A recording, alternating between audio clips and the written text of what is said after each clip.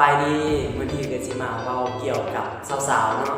สาวๆหลายท่านอาจผิดหวังเกี่ยวกับการใช้ครีมนั่นเอง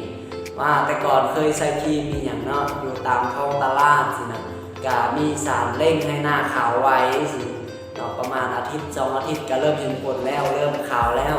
แต่มาอยู่ได้ประมาณ2 เดือน 3 เดือนเริ่มมีจุดด่างดำมีผิวแดงขึ้นแล้วก็ที่ว่ามีห้อยตีนกาเนาะสิวฟ้าดำตามมาทีหลังก็ย้อนเหตุการณ์ที่ว่าครีมเรานั้นมีสารวาลอและสารสเตียรอยด์นั่นเองแต่ว่ามื้อนี้กลับมาแนะนำเนาะซึ่งครีมตัวนี้เป็นครีมฮอยใหม่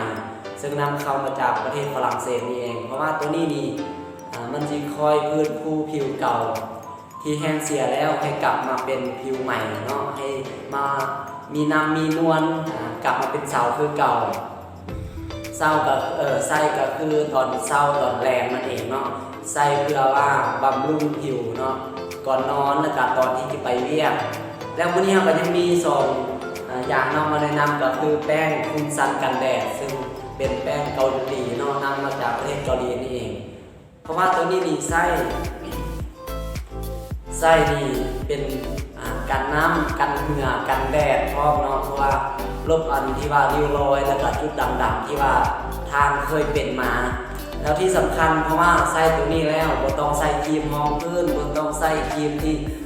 ต่อกันไปเนาะครีมรองพื้นครีมกันแดดแต่ก่อนเราเคยใส่นั่นเนาะแต่ว่าตัวนี้นี่อยู่กับเดี่ยวนี่ทั้งกันแดดพร้อมทั้งรองพื้นพร้อมแล้วก็เป็นแป้งให้